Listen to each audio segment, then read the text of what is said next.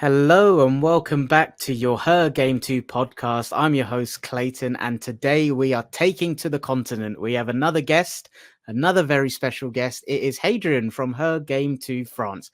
Hadrien, welcome to the podcast. How are you? Hi, Clayton. Thank you for having me. And yeah, very happy to be here. All Nice one. good. I'm very much looking forward to this. I think this is one of the rare ones so with all the other guests, I usually am quite aware of a lot of the work, and obviously I'm UK based, right? So usually I know a little bit around the background and some of the work that they've been doing. But this one, I think for me, obviously we spoke a little bit off air. You gave me a bit of insight. So I think for me, this will be a lot like I'm the listener and I'm kind of learning a lot of this for the first time myself. So very excited to get into this. Before we talk about all things Her Game 2 France, can we get to know you a little bit more? Can you tell us a little bit about your journey into football and your club that you support? Sure. So my journey to football, I think I've been a football fan all my life. My dad was a Liverpool fan, so pretty unusual for a French person, I guess, since 1977 when Saint-Étienne played against Liverpool. Completely fell in love with the English club at the time. So I've been born in a Liverpool sporting family, and I've been a Liverpool fan for pretty much all my life. I've been part of the Liverpool French branch, the official group of Liverpool supporters in France for more than 16 years now. Been traveling, following the Reds all over Europe, especially recently. That it happened a lot, and been to see a lot of very good games, and of course winning the Champions League a few years ago. That was amazing. And I try to travel to the UK as often as I can. So I could say I'm quite dedicated to the Reds. Other than that, I'm living outside of Paris. So my local club will be Red Star, which is a second division club from the suburbs of Paris. And that's pretty much my journey into football. That's amazing. And when you say it's not typical for a person from France to support Liverpool, is that because people would usually support a team in France? Or I'm going to make an assumption that with the Arsene Wenger kind of connection, there's a lot of people I know, especially my own friends from Paris, that support Arsenal. Is it more that, or the fact that they usually support a team in France? There's a lot of people who would like go with their local team, and which I think is it's amazing. You have the chance to be able to attend your games like every pretty much every weekend. It's great. But yeah, of course, when I was younger, Arsenal was really the English team because of Arsene Wenger, because of Thierry Henry, because of Robert Pires, because of all the French connection around Arsenal. But it's a subject that you know way better than me. And yeah, I think there is a lot. Like we have a lot of support Liverpool supporters in France, of course. But yeah, maybe the dedication to actually try to create something around the Liverpool community, Liverpool supporters community in France, and doing it like for years. We are maybe like a smaller group, but it's actually very cool, and that led us to why we are meeting today. So it's a very great thing. Yeah, I'm looking forward to understanding that connection a bit more between the kind of Liverpool France supporters club and Her Game too. I think I have an idea where that may have come from, but I'm going to park that and we'll come back to that. Just a couple more before we get into the questions around Her Game 2 France. Uh, as a Liverpool fan, you said you've kind of traveled around Europe. What some of your highlights? Any particular games stand out that you've been to traveling across Europe? Yeah, going to Portugal is always like the most amazing aways. Like people are so friendly, so dedicated about the club, but in a very good way. Porto away was a blast. It was Benfica as well was great, but of course like amazing memories winning the Champions League against Tottenham in a very boring game, but Were you there for all the that? build up. Yeah, I was there, and Wow, fair yeah. play. So I was very lucky to be able to be with amongst the Liverpool fan that day, and of course, yeah, that was amazing. Winning the Champions League is an amazing feeling as a supporter. But I enjoyed every moment. I've been following the Reds in the UK and all around Europe. So that's actually, yeah, very cool. Oh, that's incredible, and I'm very jealous you were there to see your team win the Champions League. But as an Arsenal fan, I just have to say thank you. You saved me from a from a lot of misery. So, yeah, no, that is all great. But yeah, we're obviously here to talk about her game to France, and I think for a lot of listeners, this will be new as it is to me. Where can we start? Can you tell us a bit about, I guess, how you first discovered her game 2 and what inspired you to start the French brand of the campaign? Yeah, sure. So I think like a lot of people, I discovered their game too following the viral campaign with the piece of paper that was passed between supporters, showing all the everything that could have been told to women, to female supporters. That was big campaign. I discovered the game too at this moment, and I think it was on Twitter, and I start following Rupa, so our Liverpool ambassador. So I was following everything that was done around her game too. I thought it was an amazing campaign. I think we'll have the chance to talk about it a bit later on, but I think France is behind, was behind, still behind the UK on this subject, and I find it very interesting the way it was addressed in the UK through the Game 2 campaign. And arrived the moment when I was thinking we have like different Liverpool supporters bar in Paris. So we have the chance to have two places where we can watch the Reds. And I thought that after discussing with Rupa, that could be a good idea to do a partnership between so our Liverpool supporters group in France and Ergame 2. At the time, Liverpool was not an official partner of Ergame 2, the club. So we started with putting periodic products in the toilets of those two bars, and one of the owners of one of the bar, he also owns like a pizzeria in the center of Paris, so he also put like periodic products on the name on behalf of our game too in the toilets of those bars. So that was the first action that we did together with Rupa.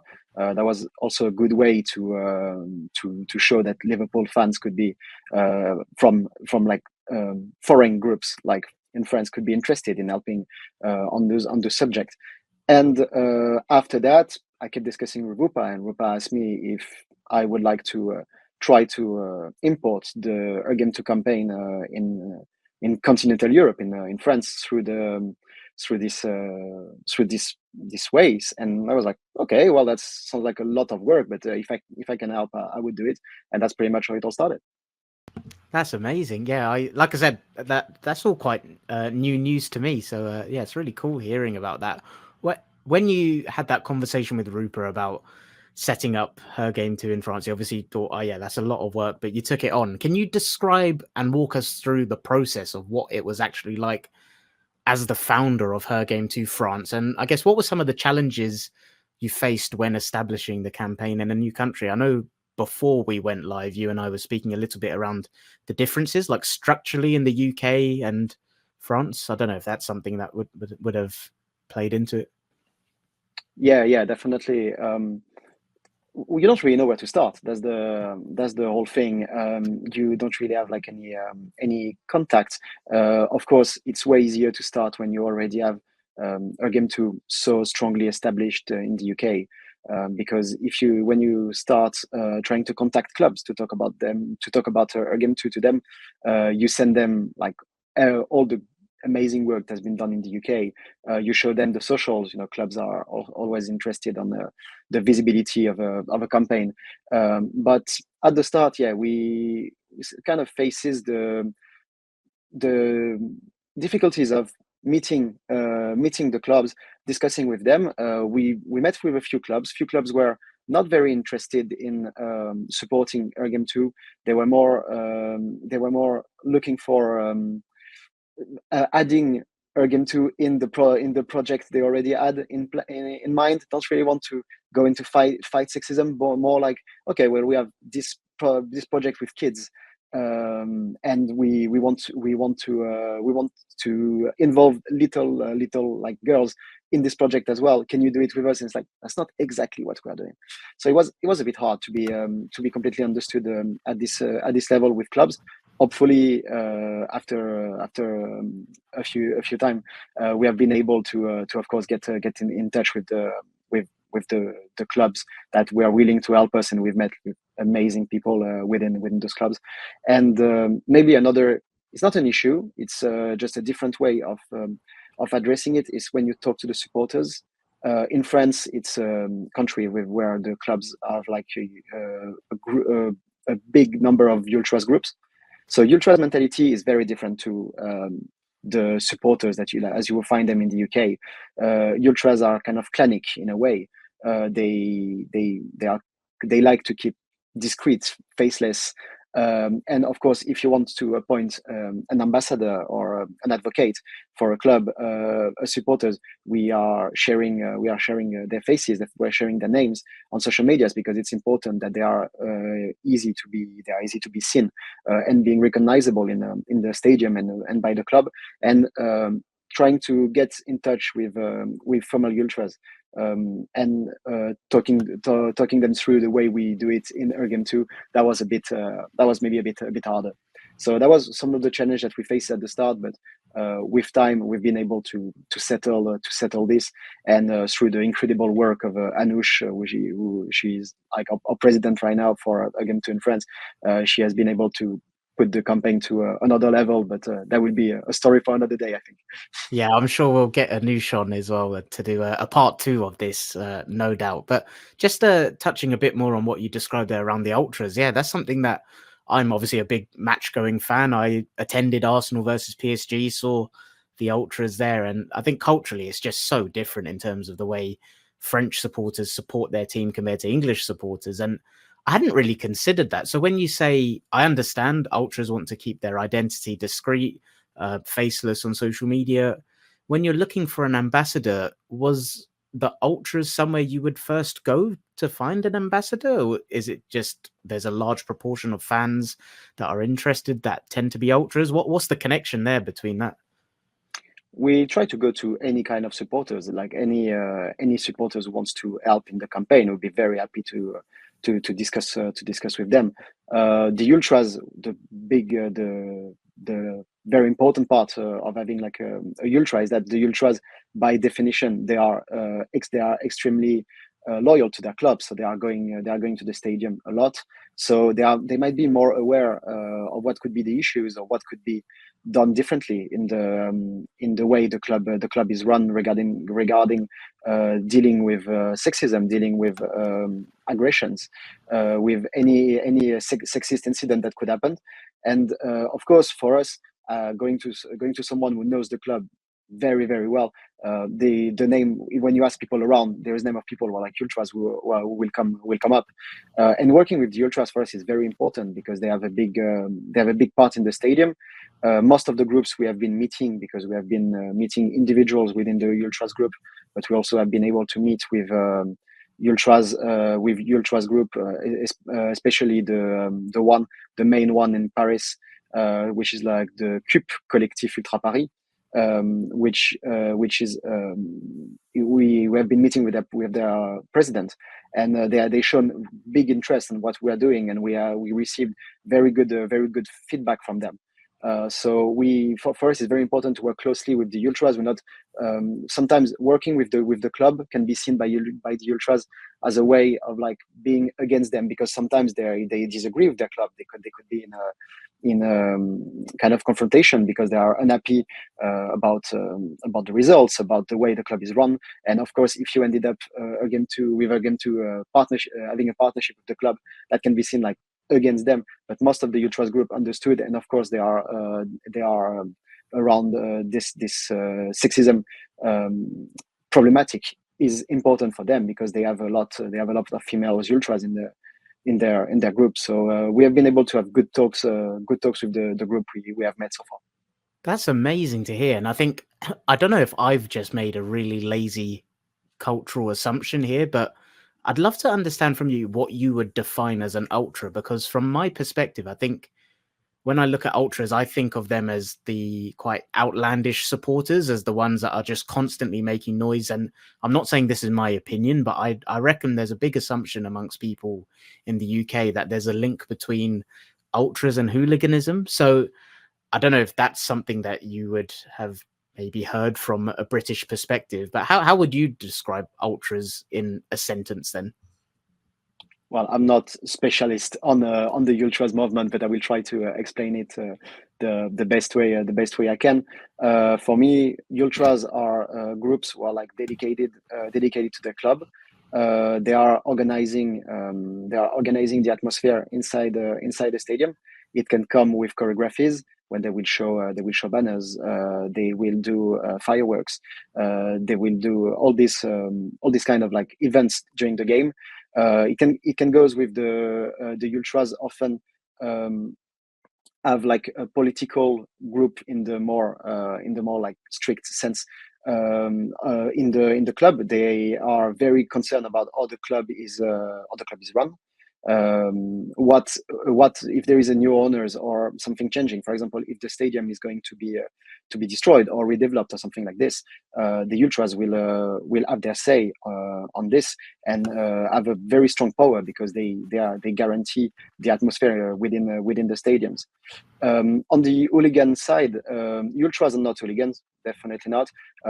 Sometimes there is not like a group of people who are like ultras and a group of people who are hooligans. You can have a bit of both in both groups, but most of the ultras are like absolutely non-hooligan people, just extremely dedicated supporters who wants the best for the club and to guarantee that the value and the identity of the club is respected by the players, by the coach, and by the owners in general.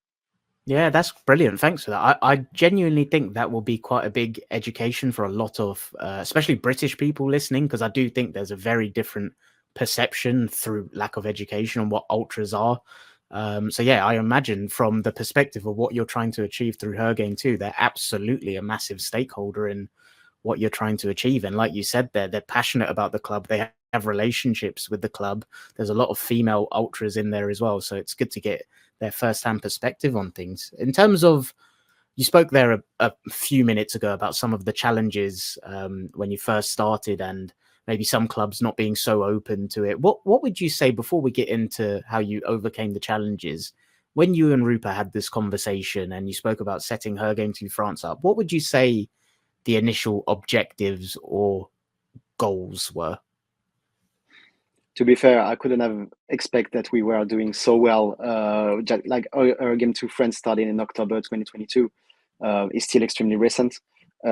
We had a moment at the start when we had two advocates for France plus me, so it was a very small team.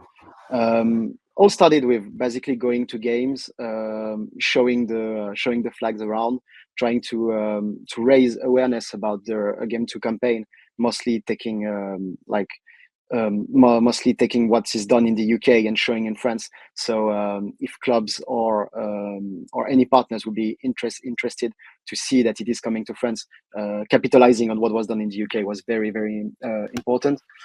In a personal note, the fact that Rupa, of course, with after discussion with the whole lead team, let me this chance, this responsibility to lead Her Game 2 in France. That was a massive honor, especially as I'm a man. Being having like a group of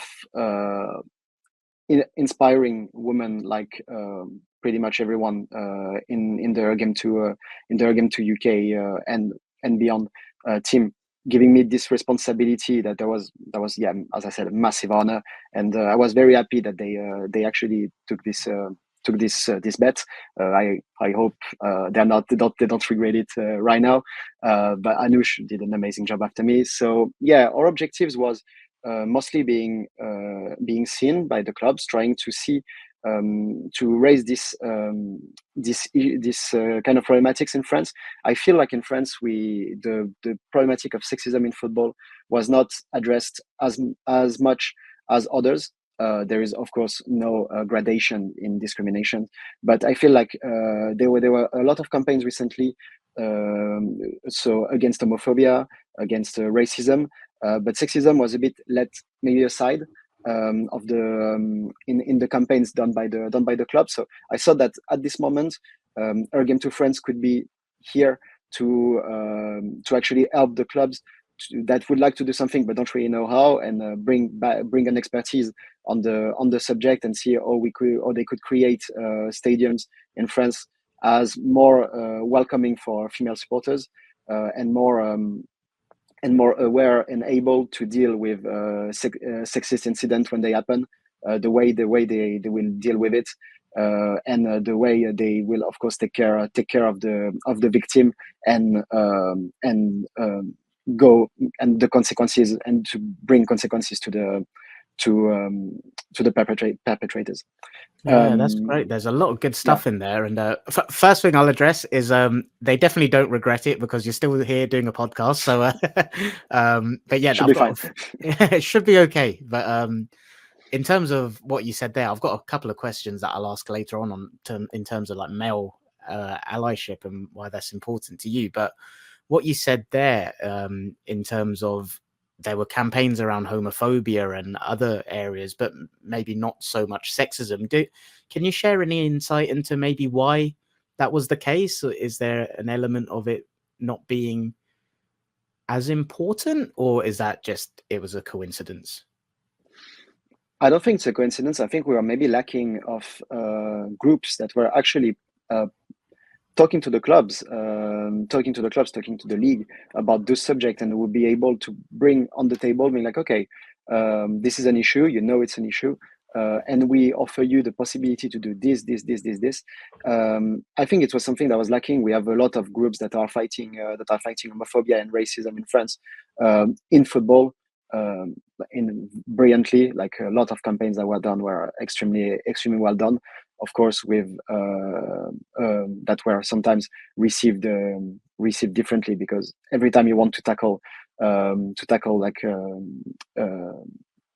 inequality issues, you will have people who would feel threatened by it, and respond strongly. But I think they have been doing quite well, and I think the game 2 was maybe lacking in the landscape of the French football for these sexism issues. And now we can see, because we talked about like it was hard at the start, but most of the club that we are meeting now, they are actually very happy to start working with us at different scales, and they are happy of what we are offering them to do, and most of them are inspired by the things that were already done in the UK. So I think we just maybe fill the gap in the in this landscape of association campaigns, fighting inequalities in football. And if that could keep on going like this, stronger and stronger, couldn't be happier. Yeah, that's great to hear. And you spoke about at the start, as part of the kind of Liverpool France supporters group, you put sanitary products in toilets, and you were starting with initiatives like that. And fast forward to now, no, before I fast forward to now, you spoke about initial meetings having a little bit of resistance, but now you seem very happy with how the conversations are going and how it's being received in France. What would you say have been some of the turning points that made her game to France a strong voice in fighting sexism in sport in that country? Were there any particular triggers that kind of changed the momentum? Yes, Anoush. Nice. It's like no, if I'm completely honest, like we had the chance to get Anush as our second. She was our second ambassador. She joined us as a PSG ambassador, and she helped the campaign so much with her knowledge, of the issues. She had a lot of great contacts within the clubs that allowed us to start working at another level. So the turning point would be, of course, this. And the second one, well, it's Louise, who joined us as an ambassador for Saint-Etienne, and she has been able to get the first partnership signed with a professional club with Saint-Etienne. And of course, it's a bit of an effect when there is a club that is signing the partnership. When you go and talk to other clubs, it's stronger, because you go to them and like, okay, we already partnered with Saint-Etienne, who played in the first division. If you go to see a second division, a third division club, you're like, okay, well, if a club like Saint-Etienne is like historically one of the major club in France, is willing to give like a partnership with Ergem 2 and give them confidence, we should do it as well. And since then, we have been able to talk and work with clubs, and it made it very very easier, because they are maybe a bit less scared about who we are. They can see that everything is going well. The partnership is not, of course, it's not just about saying that we have a partnership. The work that Louise and her advocate Nolwenn are doing with Saint-Etienne is absolutely amazing. We had like Ergem 2 in the LEDs billboard during all the games of the end of last season during the playoffs. They are working constantly with the club, and the fact that some clubs like Saint-Etienne, like Bordeaux, like Troyes, are actually now partnered with us. That really makes a difference. I don't think Bordeaux is partner, but Bordeaux is working with us. It really makes things easier for us to give good examples on things going well with big clubs. Yeah, that's great to hear. And you spoke there about the team has grown, right, since you started in, was it October 2022, I think you said? Yeah, started in October 2022, and we got our first ambassador in December 2022. So yeah, a lot of things happened. Yeah, nice. So Anusha's come on board, Louise has come on board, and please forgive me, I couldn't quite catch the name there. You said there's an advocate as well in Saint Etienne? Yeah, Nolwenn is our advocate for Saint-Etienne, but of course now we have like a team of almost 20 members in a lot of different clubs and different roles. So that's actually amazing to see. Nice. And can you help us kind of paint a picture on how the 20 of you divide up roles and responsibilities in terms of some of the terminology? Like we've mentioned their advocate, ambassador, president. Like, can you paint a picture on how Her Game 2 France is set up and what the different roles are for everyone? You don't have to go through all 20, obviously. No. Of course, we're actually very close to how it's set up in the UK. The main difference would be the fact that in France, to run a campaign like this, you need like a specific name and organization that you have to declare to the state, which makes Anoush our president. So she is a president of Her Game 2 France. We are helping with Charlotte and Leah as advocate for France. So basically, we are now helping on the whole campaign, which goes to helping the ambassadors to get access to the information they might need with their club, to meeting new clubs, conducting interviews to recruit new ambassadors for clubs that we would like to get on board. So this is basically what we are doing as advocates for France. And after that, we have of course ambassadors for different clubs that I will try to name without I don't want to just forget one, because that would be unforgivable. But No we pressure. have we'll try. We have ambassadors for Bordeaux, Rennes, Stade Rennais, Estac Troyes, Saint-Etienne, of course. Saint-Etienne, of course, has been said before, and other club. I don't want to forget like anyone, but we have Lille, of course, a very nice. big work that is done with Lille as well. So we are trying to grow even more, and we have maybe another role that is a bit different. Is the role of Melanie, which is in charge of the grassroots divisions. So she's the one in charge of meeting clubs that are non-professionals to see how we can talk with them and help them to expand the Her Game 2 campaign amongst mostly young players.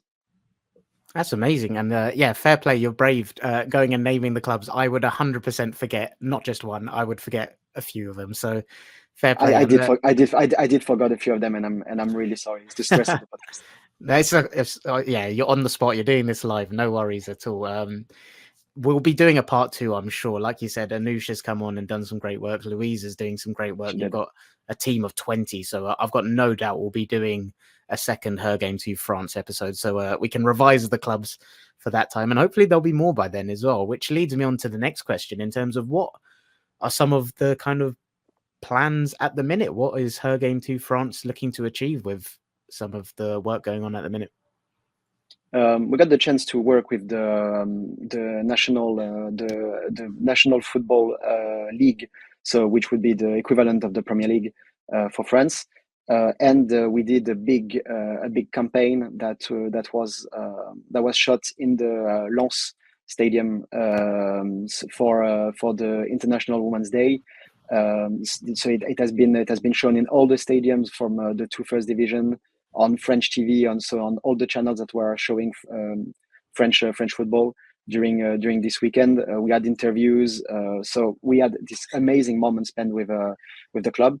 And after that, the league saw that they were happy on the work we've been doing with them. So now they keep asking us to partner with them on new subjects. So we are now working on workshops that we're going to bring to clubs.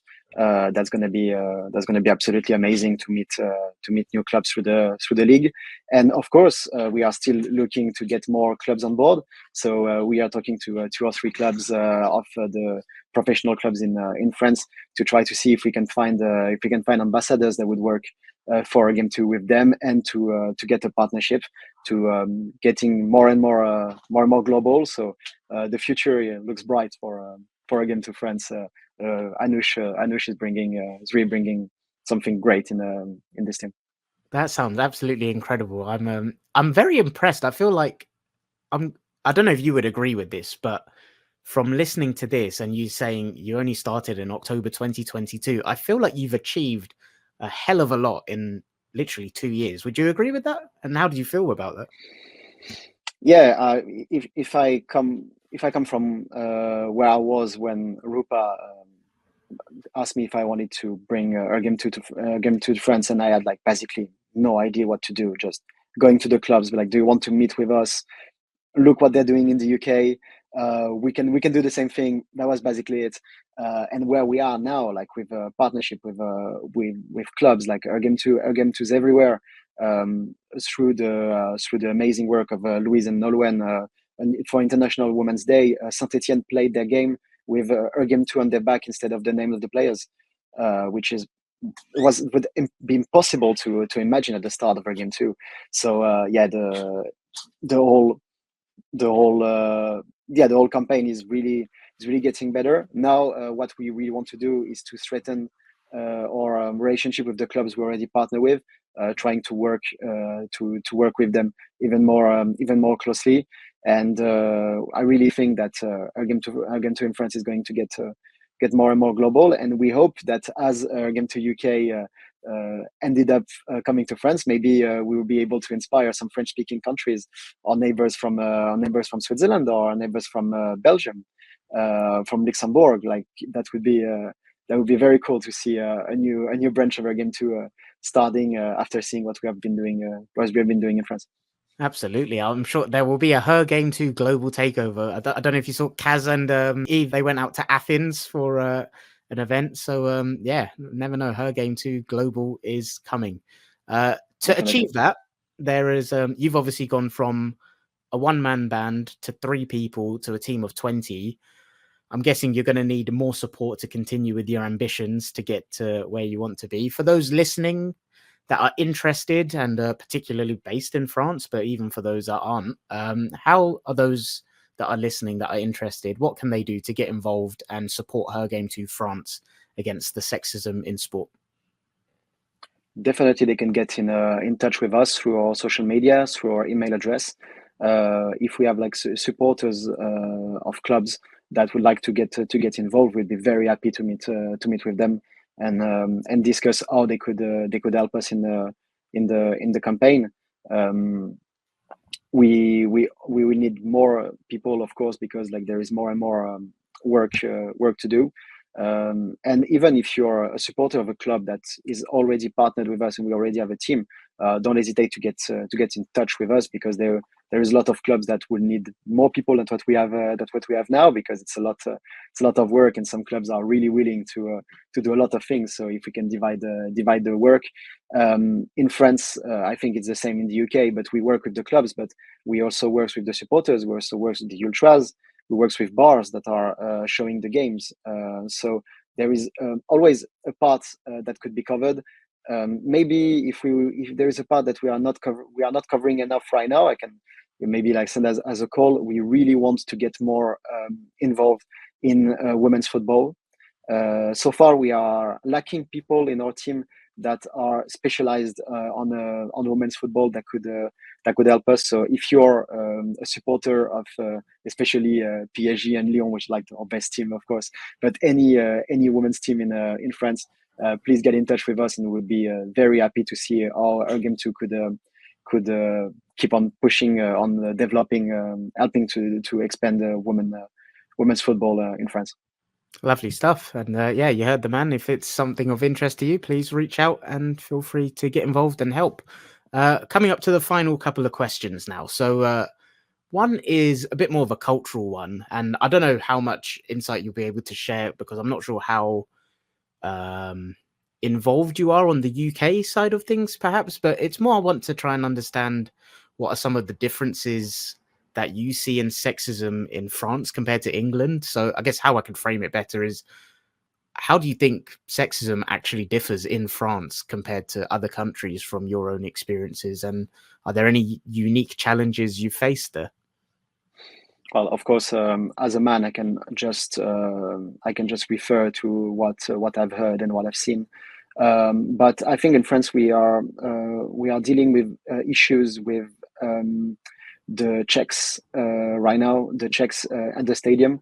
There's been a lot of articles of checks that were completely out of order when male and woman, male and female, but like mostly women has been When you say touched. checks, you mean like security checks? Security checks, yeah, sorry. Sure, Yeah, security checks has been done the wrong way. So now sure.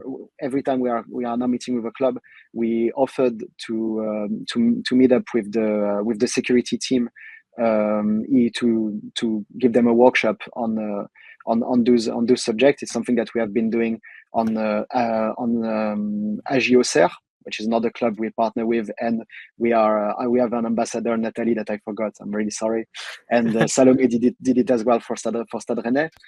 So yeah, maybe that's a subject that I haven't seen a lot coming up in the UK. Maybe if I'm not mistaken, it's something that we really have. So in this way, it would be like this. For the rest, I think we are dealing with similar challenges. One of the big challenges is, of course, on social medias. Like sexism on social media is huge. I think it pretty much take the same forms in the UK and in France. So we try to tackle it together, and we are in constant discussion with the lead team of Game 2 UK, who are still, of course, giving us like directions on where the campaign is going, and we try to all go on the same way with this, even if we have our own challenge that we bring up to them, and they often the lead team often come back with very interesting advices for us. And you've mentioned it a few times, and I'm glad you have, because it's something that I've got in my notes here, but I haven't brought it up yet. And I feel like it's a nice way to wrap up this episode in particular. Male allyship, right? You spoke about, I can't remember the specific words you used earlier, but I kind of got the impression you felt honored to be a man kind of taking this project when Rupa first introduced it. You spoke there when I asked you the question about, obviously you and I are both males, so we don't have the first-hand experience of some of the awful things that women have to go through, but we experience it through our friends, our families and stuff. What is it about being a male and a male ally that is important to you? And I guess how would you tie that into what made you want to get involved with Her Game Too, which is obviously predominantly about tackling sexism in football? Yeah, to be fair, I don't really know if I like the word the word ally. I think it's an humanism in a way. I think we all enjoy going to football. I would like everyone to feel as comfortable as I am to go. Like I'm a male. I'm cis.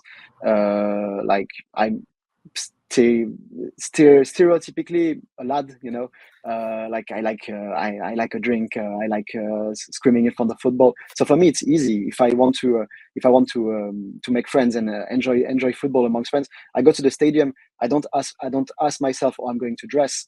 Don't ask myself, I should act. I don't think that if someone is going to be just next to me and going to be like, okay, can you name 5 players on the pitch? If I give a football opinion, I'm not going to be challenged because of my gender for what I said. And I think I would like everyone going to the stadium experiencing the same way. So I really like the way Ergame 2 was tackling the issue, was not closing the door to male ally, even if I think that when we are a man in a campaign like Ergame 2, it's very important that we are mindful of our position. I think you must feel the same around this, but of course not taking too much space, or keeping of course open to the people who are actually experiencing it. We can only tell what has been told to us, and try to understand things that we're never going to experience ourselves. And yeah, that's also a challenge that helped me to deconstruct myself on a lot of ways, because I think every male ally at some point said something that they shouldn't have said, or at least once. But it's also very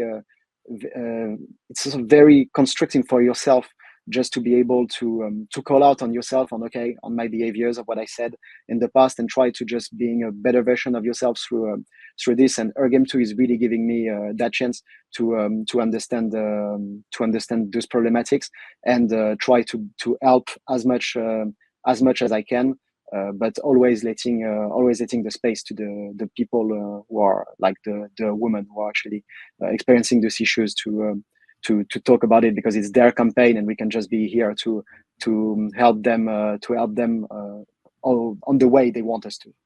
Yeah, absolutely. I won't share my 2 pence because this isn't my podcast, but if I could just add a sentence or two, like I have Of course. firsthand experienced some awful things with people that are like very close to me, which is part of the reason behind my motivation to get involved. But I just share what you say. Like, it's not about us kind of being the main voices. It's about giving the platform to the people that actually experience it on a first-hand basis. But I do think we have that level of responsibility where we can educate our fellow males, right, who may be ignorant and still stuck in the past with some sort of things that they come out of their mouth and stuff. And I think that's where, yeah, it's interesting what you said about not necessarily liking the word ally. I just can't think of an alternative right now, but No, of yeah, course. I think it's a supporter, right? And I think that's the thing. I just feel a sense of responsibility where I've firsthand seen things that is just like disgusting. And I think as long as we have the ability to have conversations like this, hopefully share it with our male friends, it just has like a kind of ripple effect where it can hopefully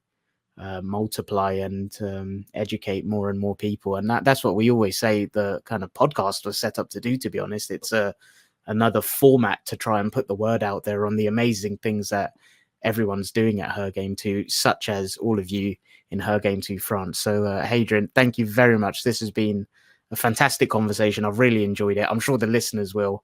And listeners, if you are listening and do in fact enjoy it, please, if you're watching on YouTube, drop the stream a like. If you are watching and aren't subscribed to the channel, please consider subscribing so you catch all of the future episodes with great people and great guests like Hadrien. If you're listening on audio, please give it a 5-star review. It does help the discoverability of the channel massively. And obviously that is what the objective of this podcast is. It's to try and reach one more person each episode so we can continue on our mission together at Her Game 2. Hadrien, we are 100%. I think I've said this like 4 times on this episode. We're going to get a part 2 in with yourself, Anoush, and whoever else at Her Game 2 France wants to jump on. But in the meantime, where can people follow yourself and Her Game 2 France on socials to keep up with the great work you're